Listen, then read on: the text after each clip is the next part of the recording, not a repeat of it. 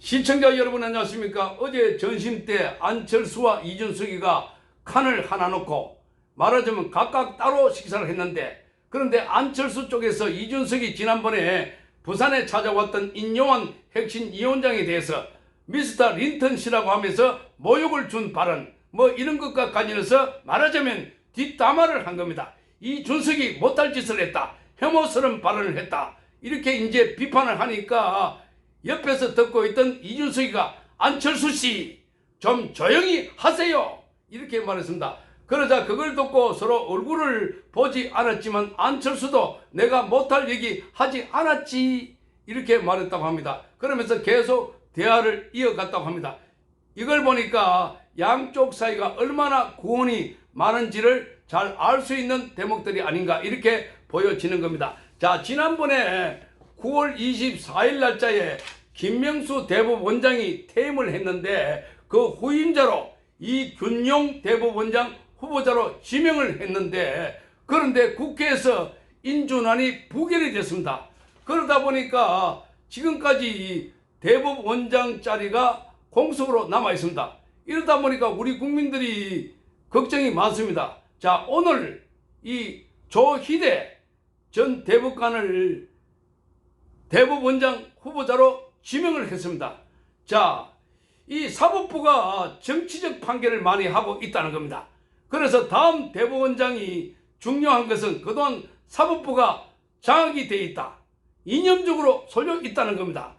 자, 국제인권법연구회, 우리법연구회 출신들을 문재인 정부에서 김명수 체제에서 사법부에 그 알박기를 해놨다. 그러니까 말하자면 이 왼쪽으로 치우쳐져 있다는 겁니다. 그러니까 판결을 이렇게 법적으로 판결을 해야 되는데 그렇지 않고 정치적으로 판결을 많이 하고 있다는 겁니다. 이게 이제 문제가 심각하다라는 겁니다. 그래서 기울어진 운동장 같이 이렇게 한쪽으로 쏠려 있는, 자, 이러한 가운데 한 예로 들어보자면은 이재명에 대한 범죄 혐의가 인정된다라고 하면서도 영장을 기각한 걸 보면은 사법부가 올바르고 공정하게 판결하지 못하면은 아무리 검찰이 수사를 잘하고 수사를 많이 하고 고생을 하더라도 대한민국은 법치 국가가 될 수 없다는 점을 잘 보여주고 있기 때문입니다. 그래서 자, 이 대법원장 후보자 조희대 전 대법관을 지명을 했는데, 자, 조희대 전 대법관은 대법원 재판연구관을 지냈고 대구지법 원장을 거쳤고 김명수 체제에서 소수 의견을 많이 내가지고 그래서 미스터 소수 의견으로 불렸습니다. 자, 박근혜 정부 시절인 2014년 3월달에 대법관에 임명이 됐고 재임 당시에 정치적으로 민감한 사건에 대해서 주로 보수적 견해를 냈다고 합니다. 자, 여기 보면은 대표적으로 박근혜 전 대통령의 뇌물죄 사건에 대해서도 소수 의견을 냈습니다. 뇌물죄가 아니라고 이렇게 소수 의견을 냈다라는 겁니다. 자, 이거는 그렇고요. 오늘 중요한 것은 이겁니다. 우리나라 체제가 얼마나 위험한 상황인가를 잘 알려주는 작은 책자가 있어서 이걸 여러분께 소개를 해드리겠습니다. 지금 대한민국은 완전히 적화된 상태다라는 걸 알리고 있습니다. 자, 우리 국가가, 우리나라 체제가 그야말로 공산주의자들, 이런 사회주의자들에 의해서 장악되고 있다는 것. 말하자면 깨구리 이론같이, 깨구리 이론이라는 것은 깨구리가 이 자기 몸을 따뜻한 물에 담겨져 있으면은 물이 따뜻하니까 아주 시원하게 느껴진다는 겁니다. 그러니까 시간이 지나면 물이 서서히 뜨거워지면서 깨구리는 감각이 무뎌지면서 깨구리는 이 따뜻함과 함께 취해버리고 거기 안주하고 설마 하다가 결국에는 이 긴장을 풀어버리는 사이에 자기가 이게 삼켜 죽어버린다는 겁니다. 이거와 마찬가지로 이거와 같이 공산화가 수십 년 동안 진지전에 의해서 국민들 모르는 사이에 공산화가 되어버린다는 겁니다. 자, 이러한 사실들을 통해서 지금 한국이 겪고 있는 아주 위험한 상황들을 여러분께 소개를 해드리겠습니다. 이 책은 한 20페이지로 되어 있는데 아주 조그마한 책자인데, 이 책을 쓴 사람은 이희천 경북대 법학과 행정학과를 졸업을 했고 1960년생으로 알려져 있습니다. 자, 지금 한국중앙연구원 정치학 박사과정을 수료했습니다. 국가정보원의 국가정보대학원 교수를 했고 자유수호 포럼의 공동대표입니다. 주민자치법 반대연대 대표 회장을 했고 한국자유총연맹 정책자문위원을 거쳤습니다. 관련된 많은 책을 지어냈는데 이 내용이 핵심적이고 그래서 잘 요약이 돼 있어 가지고 여러분께 소개를 해 드리겠습니다. 자, 우리 국민들은 대한민국을 얼마나 위험한 상황인 줄 잘 깨닫지 못하고 있다, 이렇게 되어 있습니다. 대한민국은 사실상 적화된 상태다, 이렇게 되어 있습니다. 단순히 좌파로 기울어진 운동장 정도로 생각하고 있는데, 그러나 실상은 기울어진 운동장 정도를 넘어서서 주사파에 의해서 상당수 진지들이 전복된 상태라고 밝히고 있습니다. 사실상 적화된 상태라고 해도 과언이 아니라는 겁니다. 특히 문재인 정권은 5년 동안 4,025건의 법률을 제정했고 그리고 개정을 또 했습니다. 제한된 법률안 수만도 2,300여 건이 넘고 8만 건 이상의 조례를 제정하거나 또는 개정을 했습니다. 그 법률안 조례안 속에 자유민주주의 체제를 허물고 인민민주주의, 이거를 갖다가 다른 말로 하면은 프롤레타리아 독재, 자익 독재라고 합니다. 자, 이 인민민주주의 체제를 거쳐가지고 공산주의나 사회주의 체제로 변혁하려는 무서운 독소 조항들이 속속 들어서 있다는 겁니다. 이른바 검수완박법을 보면은 검찰 수사권을 완전 박탈하는 거고, 국가정보원법을 국정원의 간첩 잡는 대공수사권을 박탈하게 되고, 경찰청법을 보게 되면 자치경찰제로서 자익 세력의 자치경찰 장악 의도가 담겨 있다는 겁니다. 체제 수호 장치들을 해체하고 무력화했고, 그 조시아 기업, 부동산 관련법이나 인권, 복지 관련법들, 그리고 대북 관련법 등의 온갖 법률 속에 지금 체제 변혁 내용들이 교묘하게 삽입해 있다는 주장들이 전문가에 의해서 지적이 되고 있습니다. 특히 문재인 정부는 청와대 직속의 자치분과위원을 둬가지고 대한민국 하부에 3,500개의 전국 읍면동 마을에 적용할 수 있는 주민자치회, 그리고 마을 교육 공동체, 마을 경제 공동체 등을 설치하려고 집요하게 노력했다는 겁니다. 자, 이 법안들을 분석해 보면은 자익마을 활동가들이 대한민국의 하부 읍면동을 장악해서 체제를 바꾸려는 의도가 명백하다 하는 것을 알 수가 있습니다. 자, 이러한 시도에 대해서 6.25 전쟁 당시에 6.25 전쟁 경험자들은 하나같이 인민위원회 같다, 인민위원회 같다, 이런 반응을 보이고 있습니다. 중국 전문가들은 중국 공산당 지방제도와 비슷하다라고 말하고 있습니다. 이 모델은 사실 베네수엘라 차베스가 개발했던 이 마을 모델을 원형한 것이고, 자익마을 성지인 마포 성미산 마을 모델을 전국화하려는 것이다, 이렇게 밝히고 있습니다. 자, 그런데 국민들이 적화 상태를 깨닫지 못하는 이유는 뭘까? 이런 것도 있고, 또 하나 더 읽어보면은 여기 보면은 대한민국은 체제 전쟁 중이라고 하는데, 지금 대한민국은 원래 우익의 나라였습니다. 우익은 자유민주주의 체제 나라에 있는데 지금 공산사회주의가 국가 주도권을 장악한 상태로 역전되고 있다는 점입니다. 자, 대한민국은 바야흐로 사상이 다른 두 개의 국민이 치열하게 싸우는 열전의 나라가 되었다는 겁니다.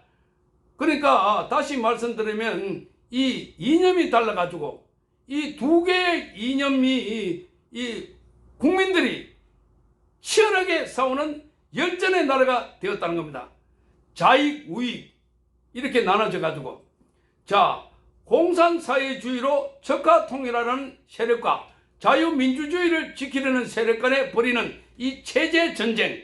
자, 그래서 사상전쟁이 치열하게 전개되고 있는 겁니다. 이 체제전쟁의 양상은 더 넓게 보면은 북한 공산주의 정권과 대한민국이 싸우는 것이고, 좁게는 대한민국 내에서도 북한을 맹종하거나 또는 추종하고 있는 공산주의 세력하에 자유민주주의 세력이 서로 내전을 벌이고 있는 상태다. 이런 겁니다. 자, 자유민주주의의 대한민국은 크게는 북한으로부터 공격을 받고 있고, 작게는 대한민국 안에 반대한민국 세력으로부터 위협을 받고 있습니다. 그런데 이 문제는 우리 국민들이 자유민주주의를 좋아하면서도 공산사회주의 세력이 내세우는 민주, 진보, 평화, 인권 등 이 사기적 포장술과 선동술에 너무나 잘 속고 있다는 겁니다. 자, 미국의 고든창 변호사는 문재인 정권 당시 기회가 있을 때마다 수시로 대한민국은 1년 후에도 계속해서 자유민주주의 국가로 서 있을 것인가? 이렇게 물었습니다. 문 정권이 끝난 지금도 체제 위기는 계속되고 있다는 겁니다. 상당히 무너진 대한민국의 자유민주주의를 복원시키기 위해서 주권자인 국민들이 체제 위기 실상과 주사파 반대한민국 세력의 사상적 실체를 깨닫지 않으면 안 된다 하는 겁니다. 자, 그리고 또 하나 여러 가지 글들이 있는 가운데 지금 대한민국이 사실상 적화되어 있다 하는 거와 이석기 소나기에 장악된 대한민국이란 칸이 있습니다. 자, 여기 보면은 우리나라가 북한의 대남 공작의 소나기에 놀아나고 있다는 가장 확실한 증거 중에 하나가 바로 이석기가 주도하는 경기 동부연합이 대한민국의 중심부를 장악하고 있다. 경기 동부연합, 여기에 지금 이재명도 관련되어 있다는 겁니다. 이석기의 경기 동부연합은 용인 성남 지역을 거점으로 투쟁한 한 청년 산하의 지하 세력입니다. 주사파 중에 주사파요. 그리고 북한을 가장 추종하는 종북 세력으로 보이는데, 이석기의 경기 동부연합은 북한의 공작으로 민주노동당에 들어가서 2006년도 민노당의 당권을 장악했고 2011년도에는 통진당으로 확장 개편했습니다. 이석기의 통진당은 2012년 4월 달에 총선에서 민주당과 야권 연대를 통해서 국회의원 13석을 차지했습니다. 12월에는 대통령 선거에서 민주당과 공동정부를 구성하려다가 통진당 내부 사태로 무산된 바 있습니다. 만약에 2012년 5월 달에 통진당 내분 사태만 일어나지 않았더라면 이석기와 문재인의 공동정권이 출범했을 가능성이 매우 높은 겁니다. 참으로 끔찍한 일이 일어날 뻔했던 것이었습니다. 자, 이석기의 경기 동부연합이 민노당 당권을 장악하고 통진당으로 확장해서 민주당과 야권 연대를 통해서 2012년 대선에서 정권을 장악하도록 설계가 됐고 지령한 것은 바로 북한 공작기관이라는 겁니다. 자, 그래서 2006년 10월 달에 적발된 1심의 간첩단과 2011년 8월 달에 적발된 왕재산 간첩단 수사를 통해서 드러난 사실이라는 겁니다. 이석기가 2013년 8월 달에 아로 사건으로 구속되고 8년간 교도소에 갇혀 있었음에도 불구하고 이석기의 경기 동부연합은 위축되지 않았고 오히려 대한민국 전체로 세력을 확장한 상황입니다. 이석기의 경기 동부연합은 이재명 성남시장과 함께 세력을 확장을 했었고 이제는 대한민국 핵심 정당의 수도권마저 장악했다는 평가들이 있다 하는 겁니다. 그래서 이석기의 경기 동부연합은 대한민국의 입법, 사법, 행정, 교육, 언론, 경제와 노동, 사회, 지방 마을 등의 모든 진지에서 세력을 갖고 있고 민노총마저 장악했다는 겁니다. 2020년 12월 달에 위원장 선거에 경기 동부연합 소속인 양경수가 단독으로 민노총 위원장에 당선됐기 때문입니다. 자, 경기 동부연합을 장악한 민노총은 회원수가 110만 명이 넘는 골리앗 단체로서 단순한 노동단체가 아니라는 겁니다. 그래서 지금 민노총은 자익정치 사회단체로서 자유민주주의 체제를 허물겠다는 의도로 노골적으로 드러내고 있습니다. 사회 대전환이란 용어를 사용하고 주택의 50%를 국유화하겠다 이렇게 주장했습니다. 체제 전복을 선포한 것이나 다름없는 건데 북한이 주장한 바와 같이 주한미군을 철수시키겠다 공언했고 윤석열 대통령을 끌어내리려는 이 전략 정부 전복을 노리고 있다는 겁니다. 윤석열 대통령이 반국가 세력과의 체제 전쟁을 선포한 것도 이러한 실상을 파악했기 때문이다 이렇게 말하고 있습니다. 자, 이런 상황에서 우리 국민들이 적화된 상태임을 깨닫지 못하는 이유는 그것은 문재인 정권이 국회를 통한 법률과 지방의회를 통해서 조례 등의 합법적인 방법으로 바꿔놨기 때문이다 하는 겁니다. 자, 그러니까 우리가 모르게 서서히 적응하고 자, 이게 법으로 통과됐기 때문에 법이 이렇다 하는 겁니다. 자, 북한이 공산할 때도 1946년도에 토지개혁령을 했고 중요산업 국유화령을 했습니다. 자, 합법적 행태를 취하며 공산화했다는 겁니다. 자, 동유럽 국가들도 공산화 과정에서 정당 선거, 의회 의결을 통해서 헌법과 법률을 바꾸고 공산화했기 때문에 그래서 베네수엘라 차베스도 1998년도 선거로 정권을 잡은 후에 49개 법률을 바꾸어서 사회주의 체제로 변혁했다는 겁니다. 국회에서 만든 법률에 의해서도 얼마든지 체제 변혁을 할 수 있다는 점을 명심해야 된다 이렇게 말하고 있습니다. 그래서 지금 대한민국은 혁명적인 조치가 없이는 정상국가로 회복이 불가능한 상태다 이렇게 말하고 있습니다. 정말 심각한 상황입니다. 그러기 위해서는 지금 우리가 이걸 있는 그대로를 알리고 깨달아야 된다는 겁니다. 우리 국민들에게 알리고 깨달아야 된다. 자, 이러지 않고는 자, 우리가 지금 어디 선에 와 있는지 잘 모르고 있습니다. 달리는 차 안에서 우리가 어느 선에 와 있는지 어디쯤 가고 있는지 잘 모르고 있다라는 겁니다. 전체를 보면 이 너무나 심하게 왼쪽 이 끝에 와 있구나.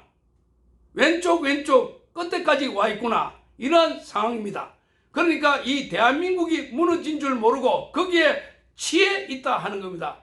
자, 이 타이타닉호가 물에 가라앉을 때 그걸 그 배에 탄 사람들에게 두려움을 덜어주기 위해서 악사들이 연주를 하는 장면이 생각납니다. 자, 지금 우리가 거기에 취해 있는 게 아닌가. 음악에 취해 있다가는 아무것도 할 수 없다. 말하자면 탈출도 못하고 빠져 있을 수밖에 없는 그런 상황이 아닐까. 지금 대한민국이 굉장히 위험하다 하는 이 사실을 국민들에게 알리고 자, 국민들 모르는 사이에 공산으로 가는 이 대한민국. 자, 그래서 이 책의 가격이 1200원 아주 싸다고 합니다. 자, 여러분들 시간 나시면 이 책을 한번 사 보시기 바랍니다. 도서출판 대추나무 이런 제목으로 되어 있다고 합니다. 시청해 주셔서 감사합니다.